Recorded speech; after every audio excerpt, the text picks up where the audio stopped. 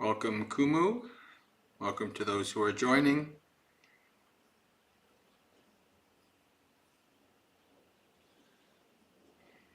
Welcome, Maria.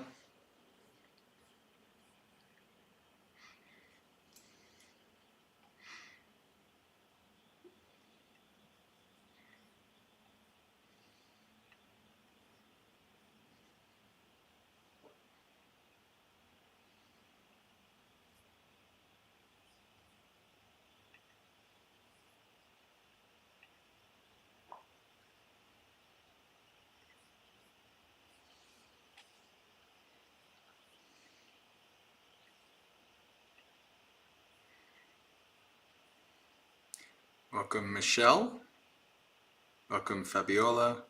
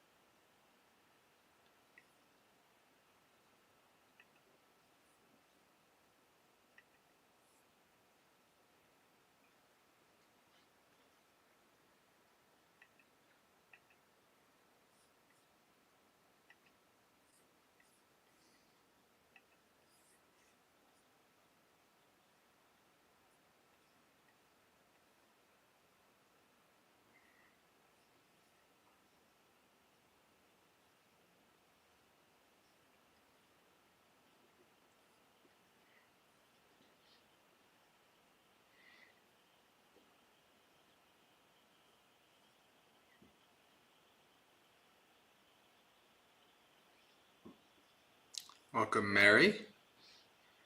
Thank you for the welcome back. I'm here for a couple weeks. I know I said this the last time I was here, but this most likely might be the last time I stay here. We'll see. At least maybe when I come back this East Coast for visits, but it's always good to come visit Empty Cloud.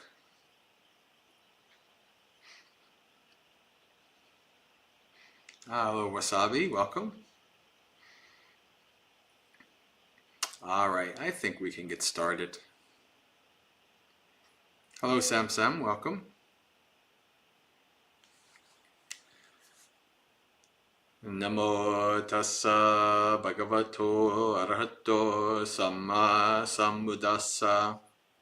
Namo tassa bhagavato arahato samma sambuddhassa.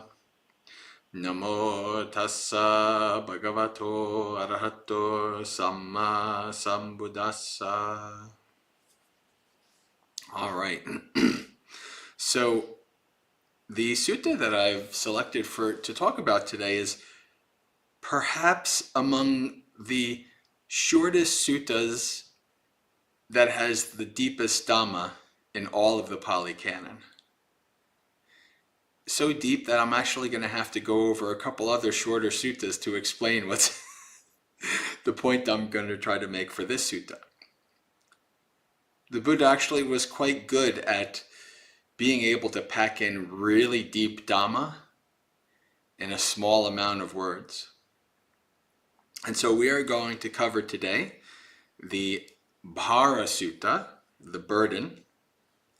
This is a sutta I think that doesn't get enough coverage among monastic teachers. But and it's a very short sutta. It's the only one of its kind where the Buddha explains what the burden is. But throughout the sutta, when the Buddha talks about somebody who's awakened, one of the things he says is with burden laid down. Right? So you see that dozens and dozens of times throughout the suttas. Well, now the sutta here is going to explain all about what the burden is. So, I'll share screen.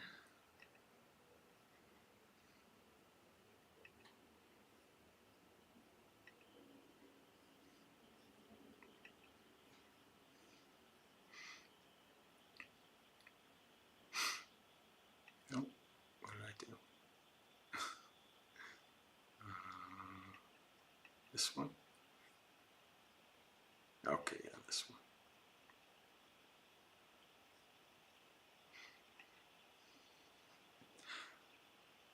This is Samyutta Nikaya. All the suttas I'll be going over in this session are all small suttas in the Samyutta Nikaya, fairly close to each other. Some in the same section, some in neighboring sections.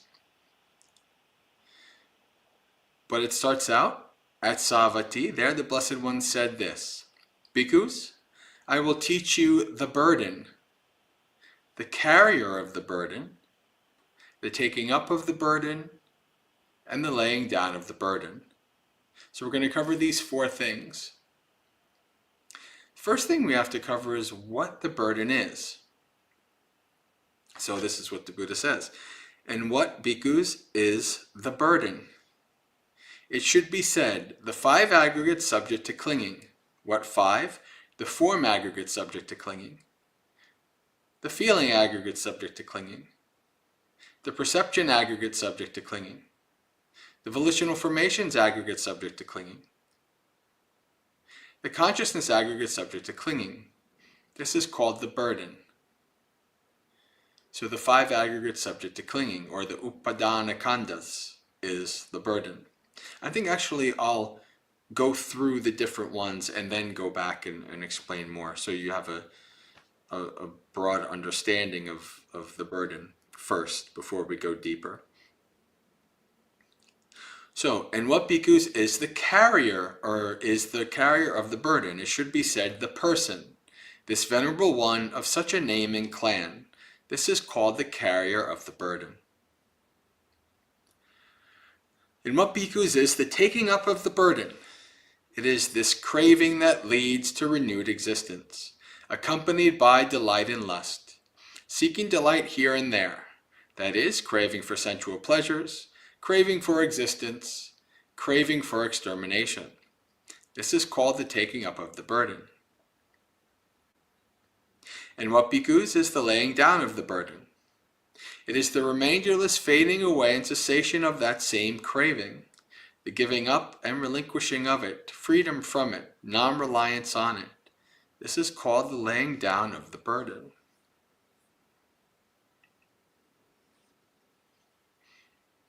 Welcome, Janaki and Ronald.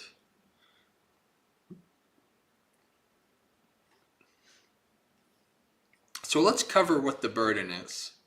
So we understand that the burden is the five aggregates subject to clinging. Now, those of you who know the suttas a little bit, you might already have some bells ringing when we talk about the five aggregates subject to clinging. The first one is, well, what is the Buddha's definition of dukkha? Do you know it? Birth is dukkha, aging is dukkha, death is dukkha. Sorrow, lamentation, pain, grief, and despair. Not getting what one wants. Being separated from people, places, and experiences we love. Having to deal with people, places, and experiences we don't love. And in summation, the five aggregates subject to clinging are dukkha.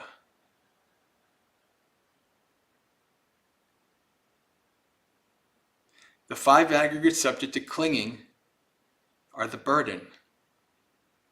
What is the Buddha saying here? The Buddha is literally saying that we are carrying around our suffering. We are picking up the burden and we're carrying it around.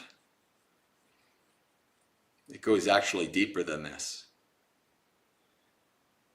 It's quite amazing just how deep and profound this sutta goes. But just to stop here for the first section and really kind of let that sink in, right? The five aggregates subject to clinging are dukkha. The burden is dukkha. It's like we are a person on a long journey, like a hiker, and we have a heavy backpack. And in that backpack is all our baggage, mental, physical, all our suffering. And we're just lugging this thing around, not really thinking much about it. Not even knowing that we can lay it down. But we're just lugging this heavy burden around. Let's learn more about the 5 aggregates subject to clinging.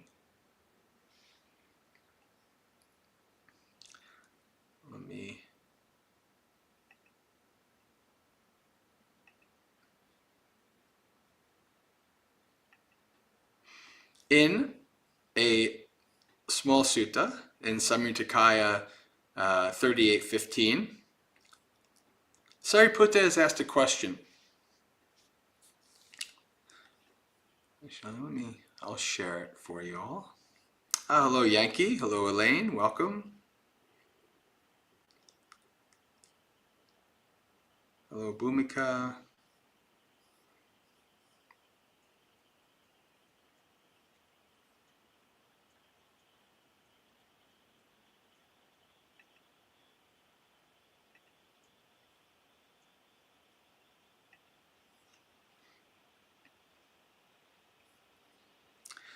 All right. Oh, what did I do?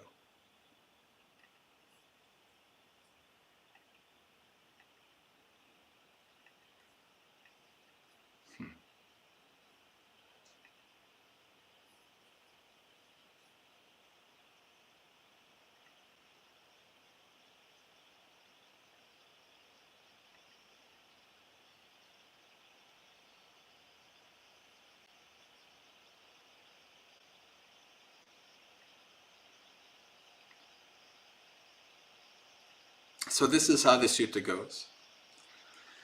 Reverend Sariputta, they speak of this thing called identity. What is identity? Reverend, the Buddha has said that these 5 grasping aggregates are identity. That is, form, feeling, perception, choices, and consciousness. The Buddha says that these 5 grasping aggregates are identity.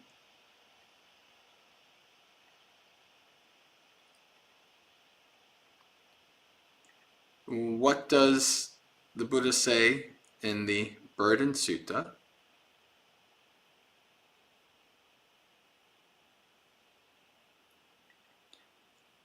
About the next one.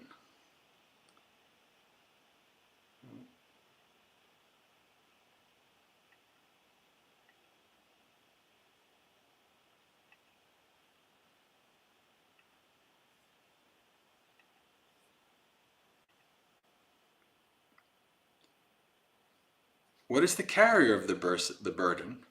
The person. This venerable one of such a name and clan. This is called the carrier of the burden. This Pali word here is called Puggala. And actually it's quite interesting. Just recently I noticed Bhante Sujato was put out a little essay about this word. Usually it's just translated or understood as to be a person. Actually, he was explaining about how the connotations and understandings of this words is like an aggregate, like a grouping, like a clumping together of things, which of course fits perfectly in line with the Buddha's teachings. But think about this here. The Buddha says that the 5 grasping aggregates are suffering. They're the burden we pick up. But who picks up the burden?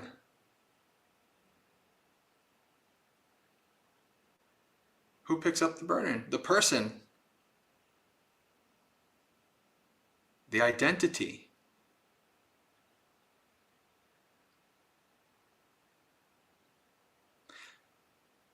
Identity is the 5 aggregates subject to clinging. Suffering is the 5 aggregates subject to clinging. The literal creation of identity, the creation of a person, is the creation of suffering.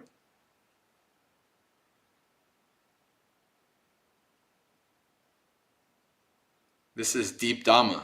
This is not easy to understand. This is Dhamma that really can only be understood through practice.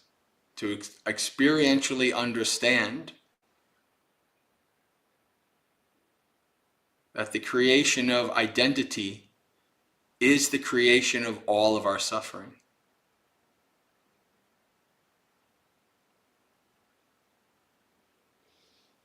Very profound stuff here. And one more sutta where the Buddha literally spells it out. This is Samyutta Nikaya 2244. It's called The Way. Bhikkhus, I will teach you the way leading to the origination of identity and the way leading to the cessation of identity. Listen to that. And what, bhikkhus, is the way leading to the origination of identity? Here, bhikkhus, the uninstructed worldling regards form as self, feeling as self, perception as self, volitional formations as self, consciousness as self. 5 aggregates. What we do, because of our ignorance, because of our delusion, we create a character, like writing a story or playing a video game. We create a character and we call it us. We see the 5 aggregates, we cling to them, and we create identity. We take these things as me, as mine, as myself.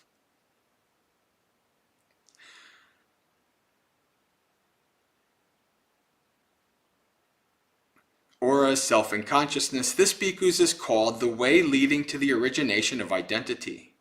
When it is said, the way leading to the origination of identity, the meaning here is this: the way of regarding things that leads to the origination of suffering. So what I told you is kind of implicitly said in the Burden Sutta is explicitly said right here. The Buddha is literally saying the creation of identity is the creation of suffering. Very deep, very profound.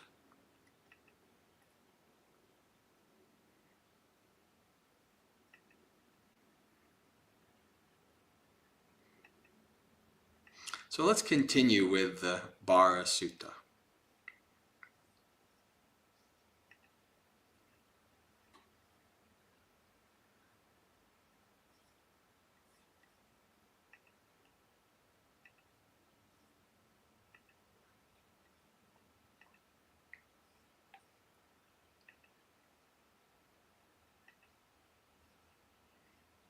So we now understand the burden.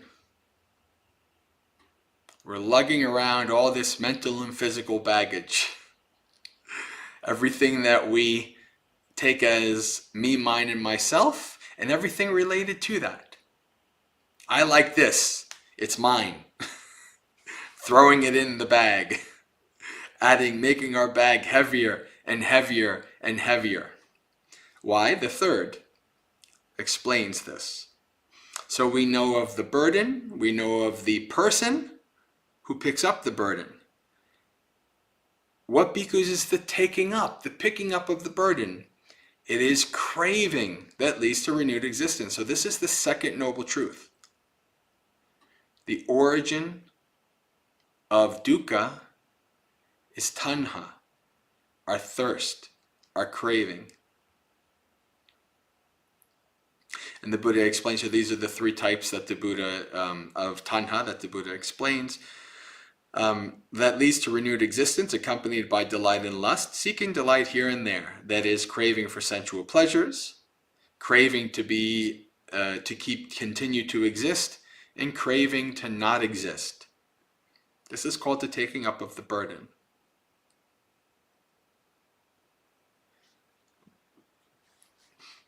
So because of our tanha, because we have this thirst, this unquenchable thirst within us, so we have this craving,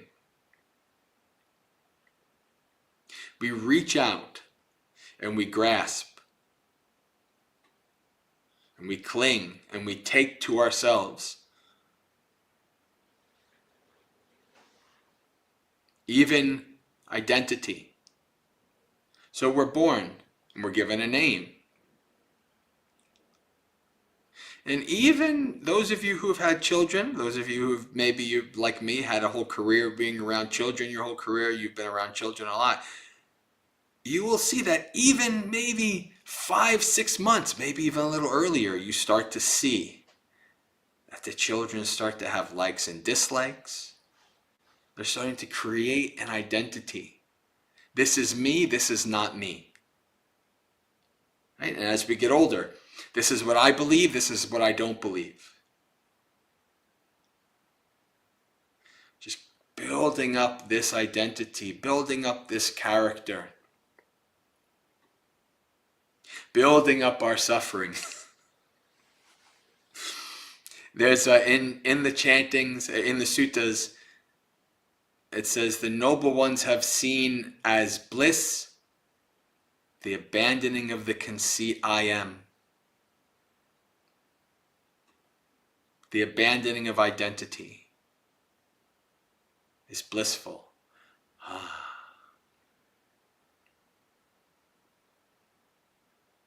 You can even see this in your own practice.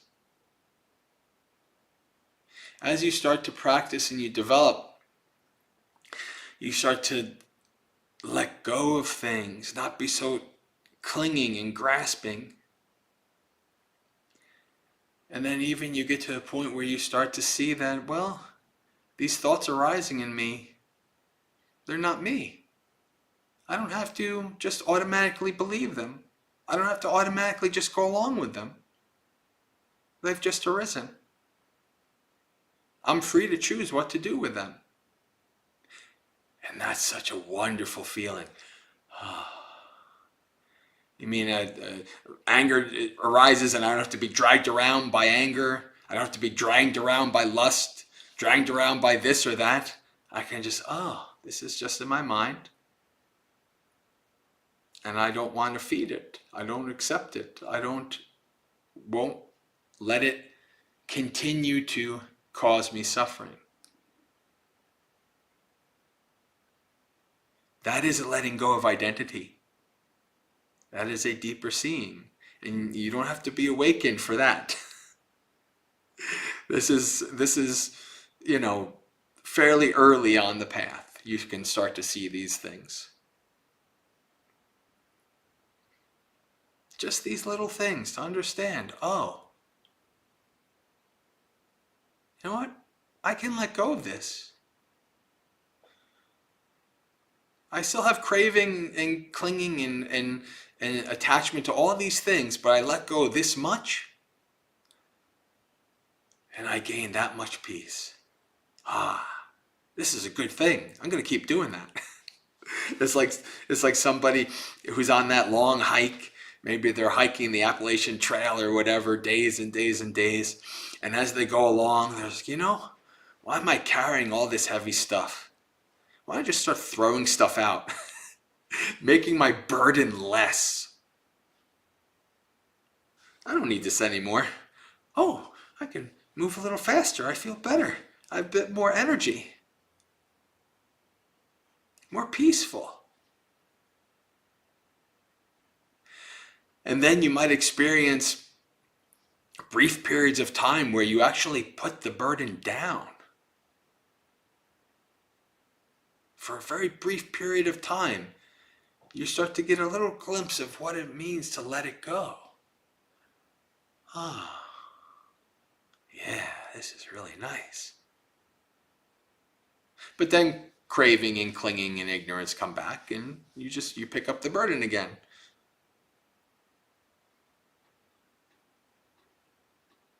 Because you still have craving, because you're not fully awakened yet. So you'll keep picking up the burden, even when you start to realize how stupid it is. Why do I keep dragging around all this suffering? Why can't I just let it go? I just got to keep practicing. I at least need to start making this burden be lighter. Why am I holding on to all of these things? What can I let go of? And then this is where the laying down of the burden is. What is the laying down of the burden? It is the third noble truth, the remainderless fading away and cessation of that same craving, the giving up and relinquishing of it, freedom from it, non-reliance on it. This is called the laying down of the burden.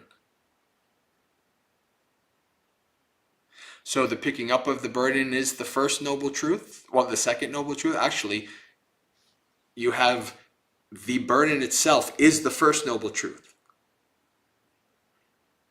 The picking up of the burden is the second noble truth. Again, this is how deep it's a page. And the whole of the teaching is right there in this page. This is what I mean by how profound this little thing is. It's not little. It's only little in number of words. But teaching-wise, it's extremely deep. And the laying down of the burden is the third noble truth. The giving up of that craving, the letting go, the abandoning. Until one day, you really do. You put down that burden and you leave it there. You're just totally free. I remember when I was still a layperson, after I had weight loss surgery 15 years ago, and I became a real exercise nut. I even did these crazy 14-hour military endurance events. You have to carry a pack with 50 pounds and everything. And I remember the first time I did one major one, and I had the pack on for 6 or 7 hours. And they gave us a break, and they said, okay, you could take off the pack for 1 minute. And I took off my backpack, and it's like I sprung up. And I thought, the burden. In the middle of this wild non-Dhamma thing, the Dhamma clicked. This is what this is like. Oh yes, this is amazing. Because you could really feel because you have this weight on you for hours and hours, and it's off, and you just feel like you could float away. And that's how it feels like when you actually are able to let go of things in the practice. When you're not dragged around by your cravings and your attachments and your likes and dislikes and all of these things. It's a feeling of lightness, a feeling of peace. This is really nice. And just having little glimpses of that makes you want to have more. What else can I let go of? What else can I throw out of this burden, this big pack? Let me walk lighter.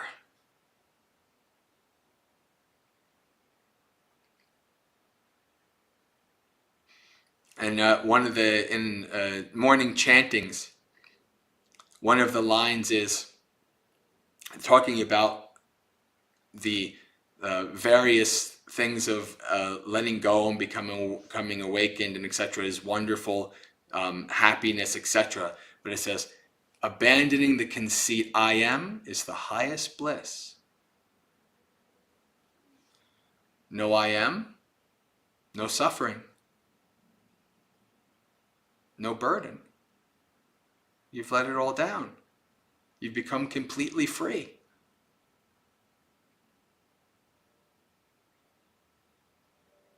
Anybody who has been practicing for a number of years starts to experience little glimpses of that.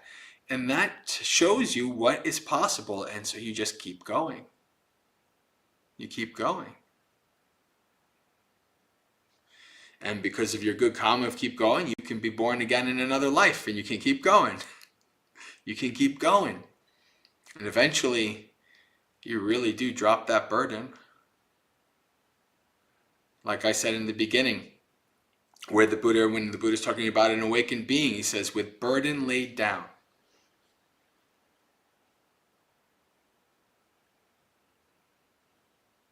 The abandoning of the conceit I am is the highest bliss.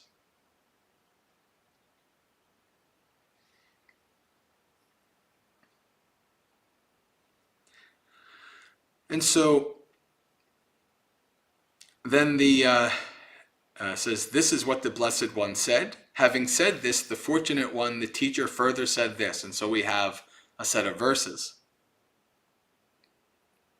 where the Buddha is exclaiming about the burden. The 5 aggregates are truly burdens. The burden carrier is the person.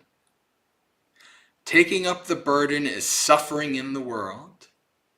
Laying down the burden is blissful. There it is, right there. Taking up the suffering, taking up the person. It's suffering in the world. Laying it down is blissful. Now, to the average person, this doesn't make any sense. But the Buddha says that what the awakened ones see as blissful, the average person sees as suffering. What the average person sees as happiness, the awakened ones see as suffering. So we're talking about beings who see reality in a very different way than us Pugalas, unawakened worldly beings.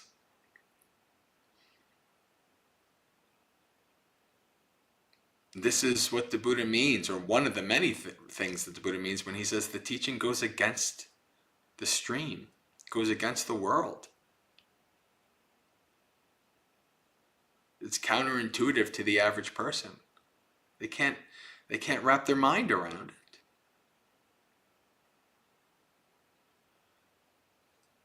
It can only be understood through experiential insight, slowly, over time, over practice.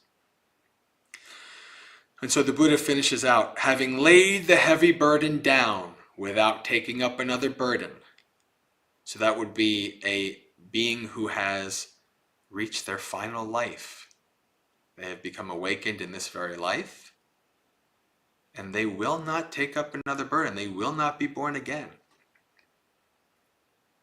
Having laid this heavy burden down without taking up another burden, having drawn out craving with its root, one is freed from hunger, fully quenched.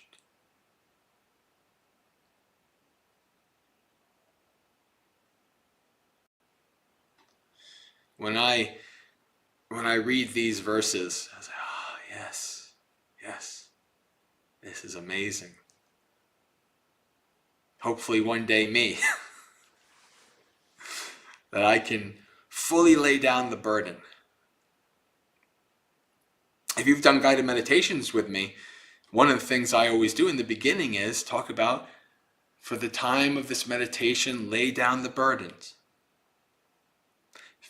Concerns about family and friends, work and school, the society, the world, etc. For the time of this meditation, we practice letting go, laying down the burdens. And then after that, I say, there'll be plenty of time to pick it up again later. Why do I say that?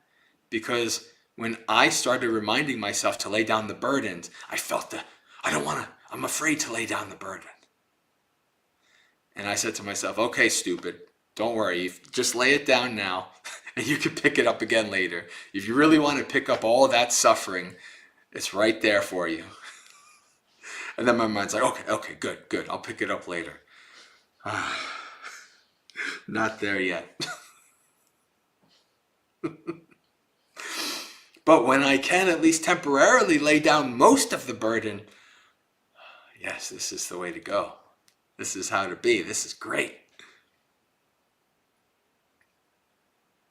And then I said, one day I can fully let it go, but I'm not there yet. So at the end of this, I got to pick this stupid thing up again and keep practicing so that I can one day fully let it go. All right. So I think that's good for the talk. So now we can open up time for questions. They're from the people in the chat or the people in the monastery here. Let me check the chat. Michelle is going crazy because she loves the Burden Sutta as well. One day, Michelle, hopefully you will also be in robes and you can work on laying down the burden. Hello, Gregory. Hello, Manul. Yankee. Elaine. Welcome.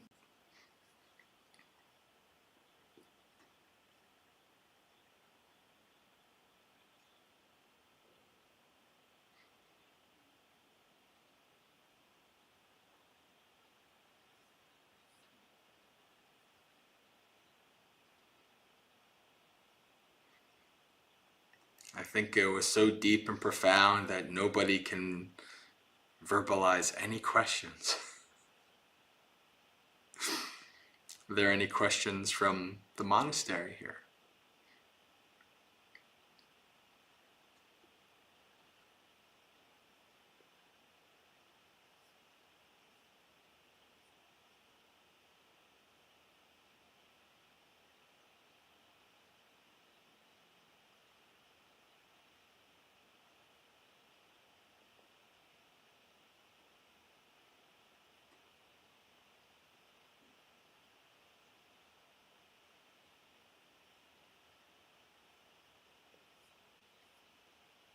I'll give the chat another minute or so, and if there's no questions, we can end early.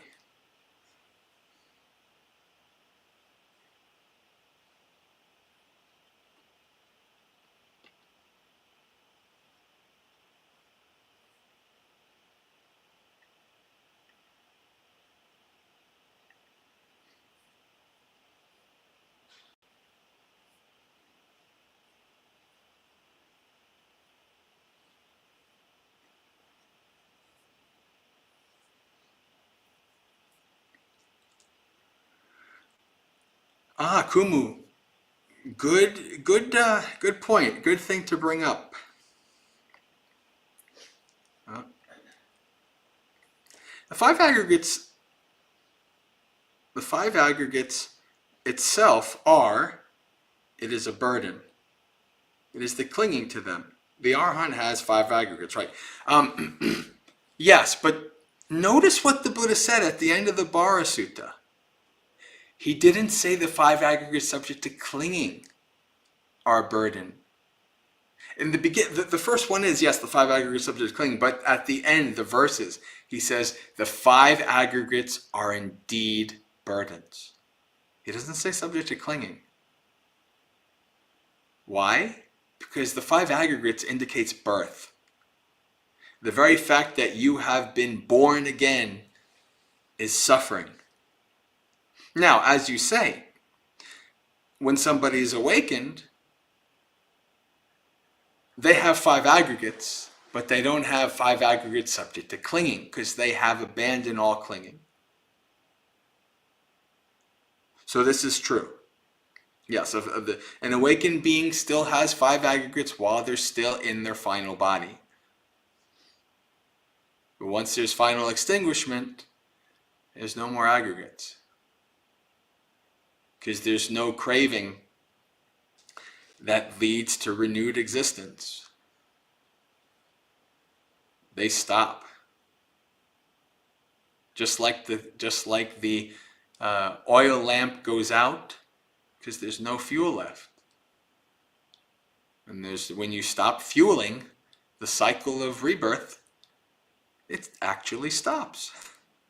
You're done. So yes, once you have become fully awakened, there is just the five aggregates. You no longer cling to them. You no longer see them as me, my, mine, myself, etc. But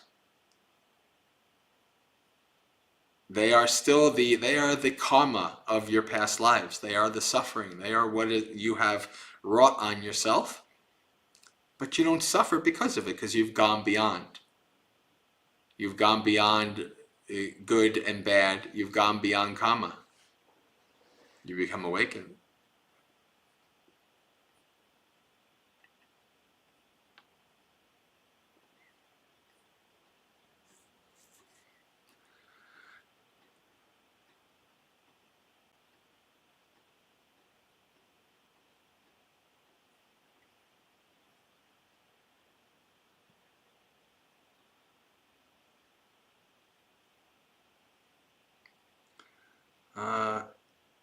Parinaz, I don't know how to respond, or if I can respond. I'll read the question, but I don't know that there's much I can say about it. Venerable, in physics, it seems gravity supports us in letting go of our burden.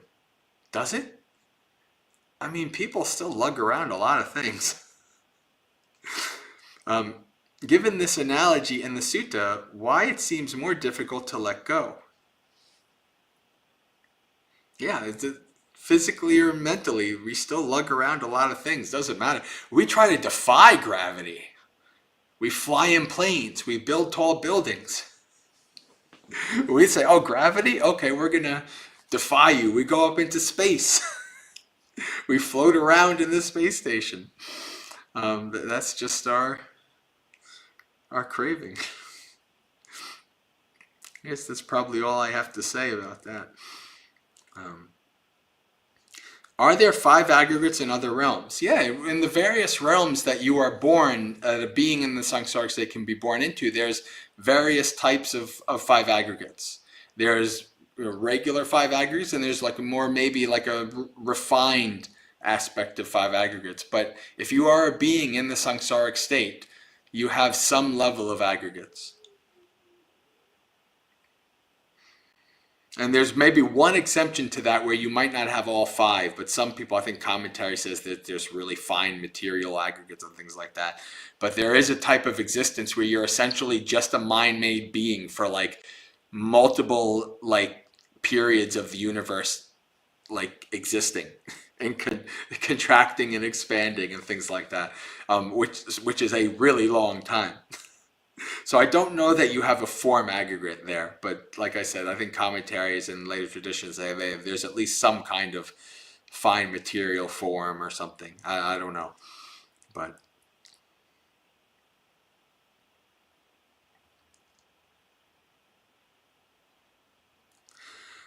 James says, Bhante, I recently had a family member ask me if a person can be born to carry out another's bad karma. I struggle for words to explain this. Can you address this?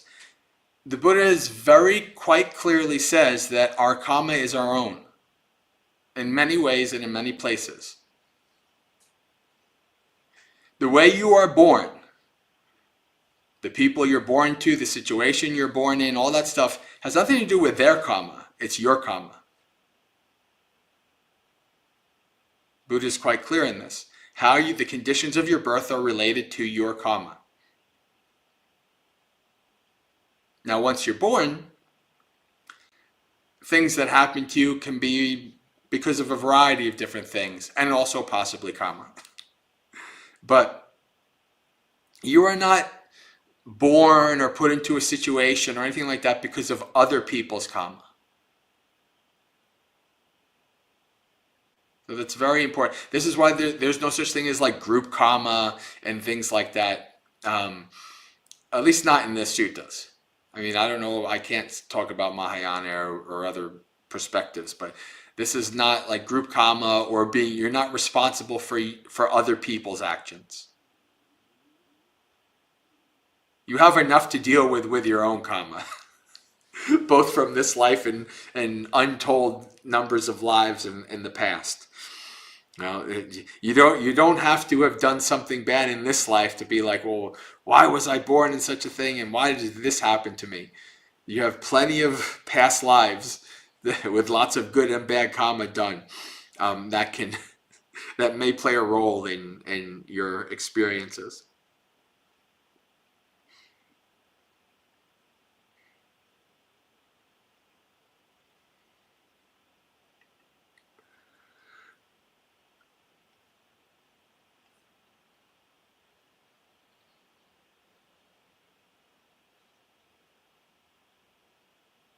Yeah, James. Yeah, and we even got the Pali.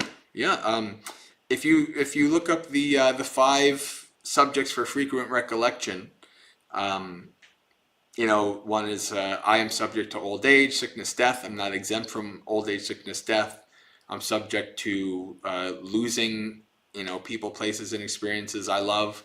And the last one is I am the owner of my actions, heir of my actions, have my actions as my relative, my refuge. Whatever I do for good or evil, to that I shall be the heir. And in the Devadutta Sutta, the divine messengers, when a person goes in front of King Yama, and King Yama asks him, have you seen the divine message? Did you not see old age, sickness, and death? And the person's like, no, I didn't see it. And the king says, well, nobody else did these actions but you. Your mother, your father, your sisters, whatever, they can't do that. They can't take responsibility for this. So you're going to have to experience the result of your actions. And then they're sent to the hell beings, and all kinds of bad stuff happens. But it's very clear from the suttas that you are not responsible for other people's actions. You are only responsible for your actions. And most people have bad enough time accepting that. Most people are like, you made me angry. You made me do this. Something external is the reason for my suffering. So people have a lot to work on in that regard without worrying about other people's karmas and views and things like that.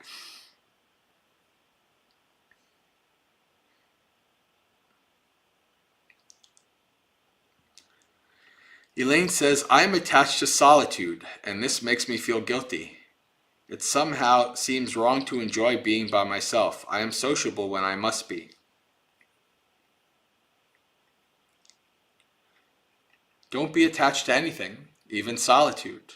If you are attached to solitude, when you don't get it, you will suffer.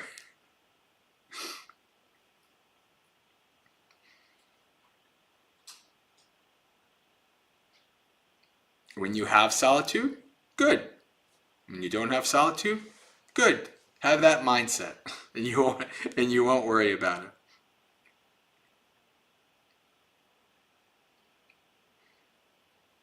Examine why you feel that it's wrong to enjoy being by yourself. Examine that. Like when that comes up in you, maybe you're in seclusion and you're enjoying yourself and you feel a little guilty or whatever, like question that. Like ask yourself a question, why? Like an investigator, like asking questions on a case, trying to figure out something. Ask yourself questions. Well, why do I feel that way? What's the reason? And you just follow the clues. You say, oh, okay, I think it's because of this. Well, why is this arise? Because of that. Why is that arising? And so you use that kind of line of investigating to understand why that would come up.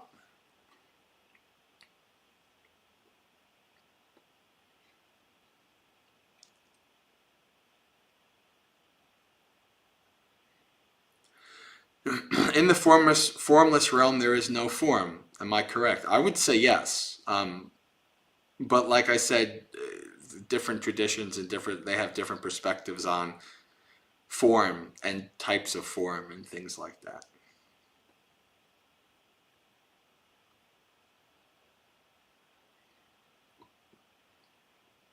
All right, I've reached the end of the chat. I'll give it another minute or two, see if anything comes up. I know internet chats can sometimes lag a bit and take a little time. And if nothing comes up in a minute or two, we'll call it a night. Yes? How do we give up identity? Or why do we cling to the 5 aggregates? Oh, there's 2 things. Okay, so I guess there's 2 questions. How do we give up identity and why do we cling to the 5 aggregates? Well, the first one we saw in the talk, it's because of our craving. We cling to the five aggregates because of our craving. We see um, processes that have come together, and we add another layer on top of that, and that's me. All right, and you start to see that when you start to have deeper insights, or unless you're deluded, you can be like somebody who would come to bhavana, and they'd be like, these five aggregates are hungry, these five aggregates are tired, these five aggregates are such, and I'm like, these five aggregates are deluded. This is like a real person would, when you have real insights into that, you're not going around these five aggregates, these five aggregates. Even the Buddha was asked by a Brahmin, if there's no self, how come you keep using I and me and mine? And the Buddha's like, well, that's because that's how you talk in the conventional world. Which obviously that you make sense. But so it's an extra layer. And you could even say that it's a layer that's added to engage with the external world. However, as you start to have insights into anatta, you still engage with the external world, but you don't have attachment or suffering in the way you're doing it. You just, okay, you say, yeah, my name is Bhante J. But what is actually talking? Like, I remember having experiences when I was in my early days of bhavana, when I was giving Dhamma talks, and as I was really starting to get good and starting to really, start to really kind of even just let it come out from me, instead of like, I have to make sure I do this, and I have a little paper in front of me and all of that. And I was talking, and I said something, just came out. And then a part of me was like, wow, I never heard that before. That's really interesting. And thinking about that after, so wait a second, something came out of me, but I've never thought or understood this before, ever? Where did it come from? Right? I thought this was me that was speaking, but this came. Where did it come from? You're like, oh, okay. Well, what was this that I thought was me? This is why when I do retreats or I give talks, I say, if you like what I say, I have nothing to do with it. If you don't like what I say, I have nothing to do with it. Right? Because it's really not about me. It is processes, right? I've done 20 years of practice, and I've done lots of study and things like that. And when I talk, when I start yapping, it just comes out. And it comes out in its way. It has nothing to do with me. I don't consciously think, I'm going to say this, now then I say it. It just flows. Is that me? That's a line of questioning. Where did that come from? When these thoughts just arise from out of nowhere, where did they come from? I thought those were me. But it doesn't seem like it anymore.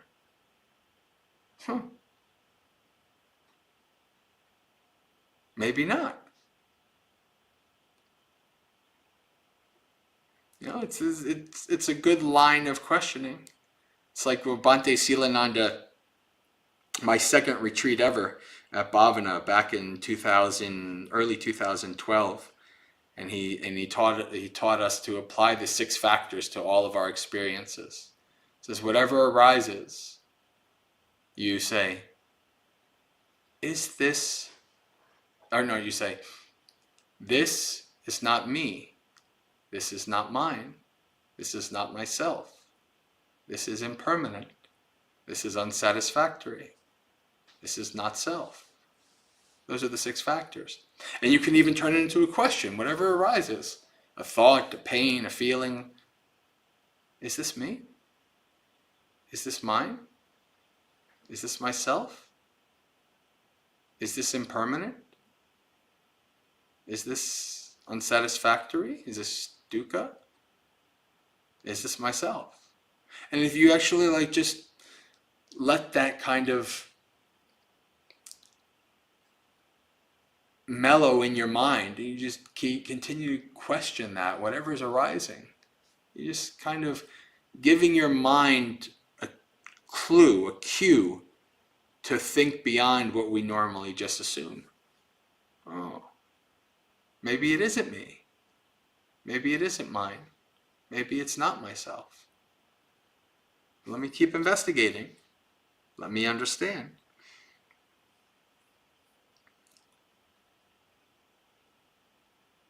Did I cover everything that you have, the questions here? Okay. I saw that there, at least one question came up on the chat, so I want to. All right.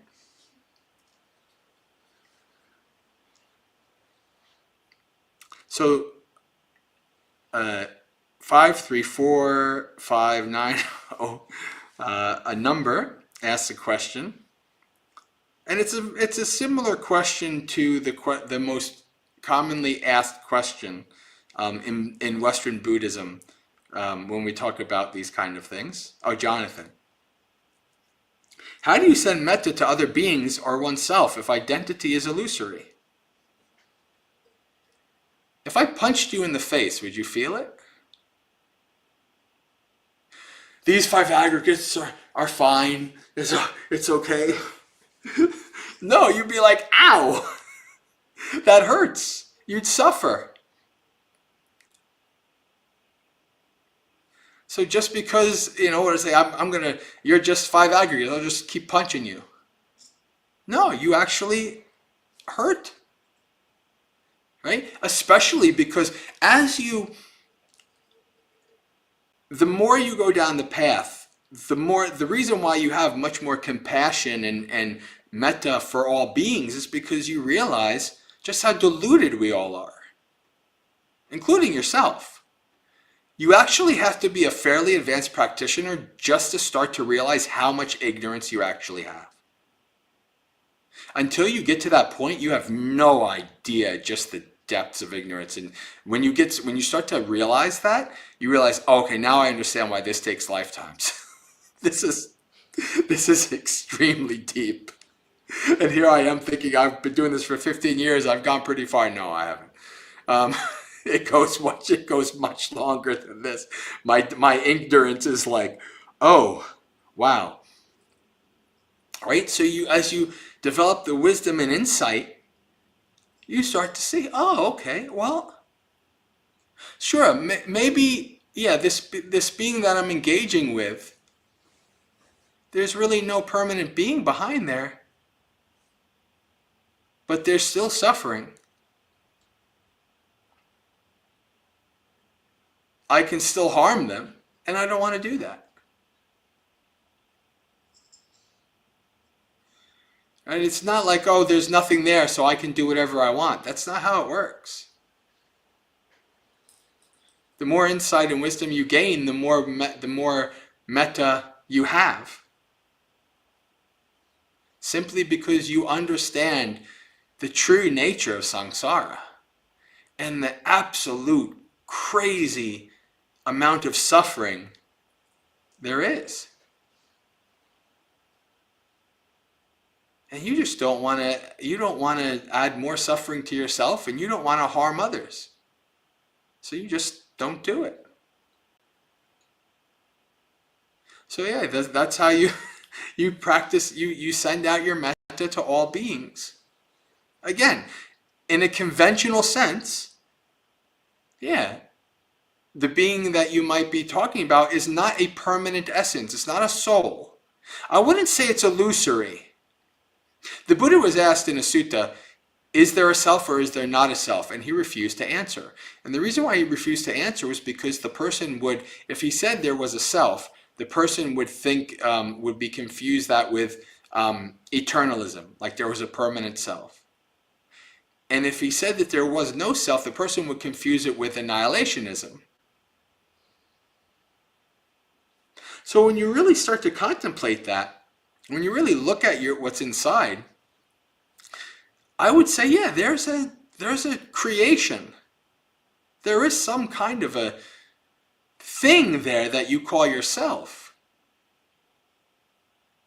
It's just not permanent. It's just not stable. We just attach to it believing it is. We even think, you could be a Buddhist and you think, I am going to be born again. When you really start to see it, you think, okay, right now I'm a human male. And the next life I'm a female kangaroo. How much of the human male is left in the female kangaroo? The answer is almost nothing. But boy, when we think about how we're going to be born in another life, we think about us. We're born in another life.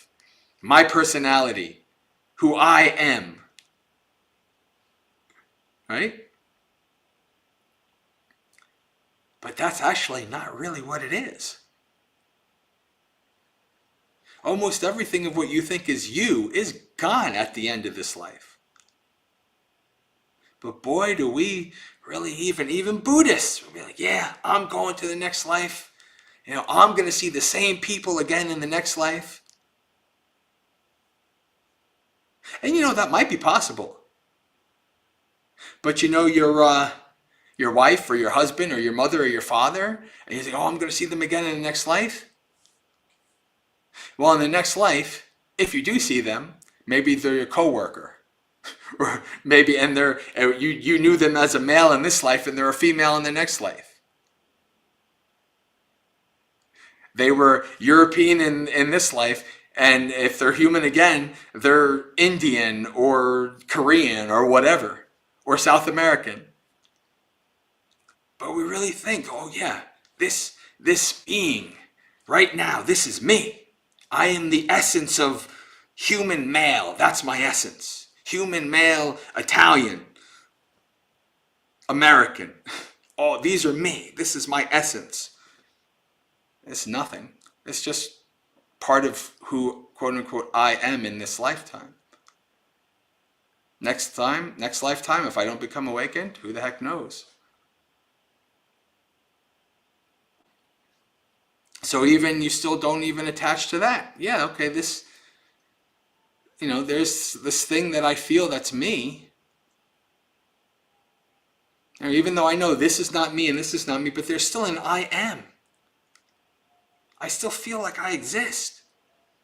The only being who has abandoned the conceit I am is an awakened being. Even if you're a non-returner, you still have that conceit, I am. I've explored everywhere. I can't see a me or a mine or myself in my mind or my body or anything. But there's still this, I still feel like I am. What was that philosopher? Descartes or whoever says, I think, therefore I am. The Buddha says, I am, therefore I suffer. I like the Buddha's better. The Buddha literally doesn't say that, but basically that's what he does say. And in my opinion, that's a better way of thinking about it. I am, therefore I suffer.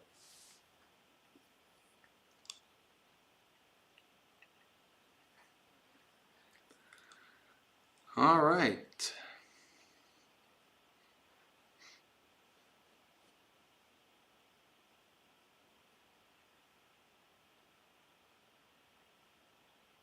Final questions?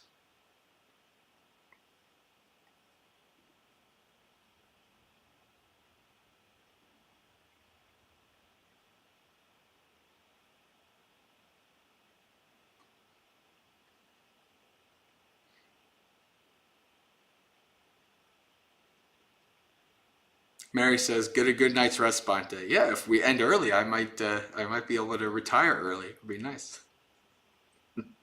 Got to be up bright and early for morning puja and meditation.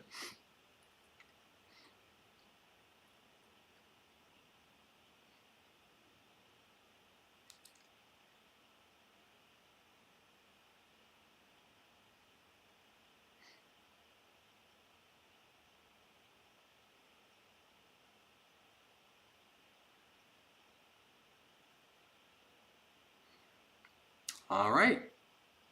So I think we're good then.